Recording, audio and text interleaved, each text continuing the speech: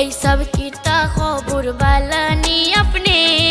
সুমাইয়া গানের মাঝে বুঝাই দিল কাকে, তো আমরা এই ভিডিও শেষে বলবো, সেজন্য ভিডিওটা সবাইকে সম্পূর্ণ দেখতে হবে। সুমাইয়া শুধু কথাতে না, তার প্রত্যেকটা গান যেন আগুনে ভরপুর। এত সুন্দর কণ্ঠ আর এই বয়সে এত ট্যালেন্ট, যেটা সত্যিই অসাধারণ আর কল্পনার বাইরে।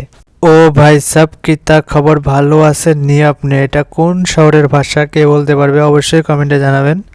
তো সুমাইয়ার গানগুলো আপনাদের কেমন লাগে? আমার তো অনেক ভালো লাগে, আমি প্রত্যেকটা সুমাইয়ার গান কিন্তু শুনি।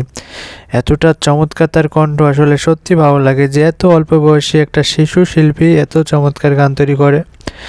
আর এরকম যদি প্রত্যেকটা আসলে ছোট ছোট বাচ্চারা ভাবতো ছোটোর থেকে যে আমি বড় হয়ে কী করবো, যেহেতু সুমাইয়া শুরুর থেকে স্বপ্ন ছিল যে তিনি সিঙ্গার হবেন, তিনি কিন্তু অলরেডি সেই পথে পা দিয়ে দিয়েছেন এবং সামনের দিনগুলো অনেক ভালো যাবে। তেমনি কিন্তু আপনাদেরকেও ভাবতে হবে যে আপনারা ছোটোর থেকে কী করবেন। অনেকে হবে ডাক্তার, ব্যারিস্টার, উকিল, যাই যেটাই হন না কেন, আপনাদেরকে ছোটোর থেকেই ভাবতে হবে। বড় হয়ে গেলে কিন্তু আর আপনাদের এটা কাজ করবে না। তখন ডালিয়ার কোদাল কথাতে আছে না, ডালিয়ার কোদাল। সেজন্য ছোটোর থেকে আপনাদেরকে ভাবতে হবে যে আপনারা যে কাজ করবেন সেই কাজ অনুযায়ী আপনাদেরকে এগোতে হবে, তাহলে ইনশাল্লাহ আপনারাও সফল হবেন।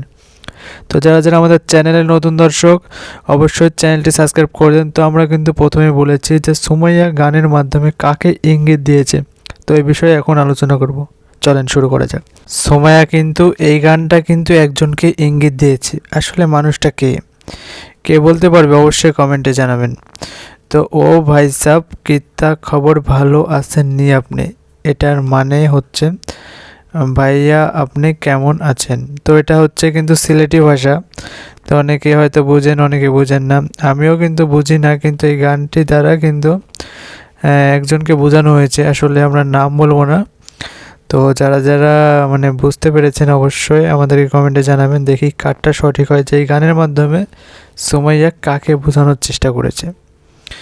তো সুমাইয়া কিন্তু এক সময় তার সাথে কাজ করতো, কিন্তু বর্তমানে আর করে না। যাই হোক, কোনো একটা সমস্যা হয়েছে, কিন্তু আমার মনে হয় যে সুমাইয়া সেখানেই সেফ ছিল এবং ভালো ছিল।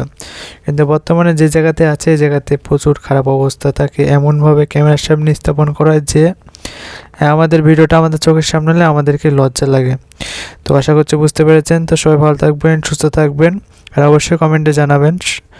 আজকের মতন এতটুকুই।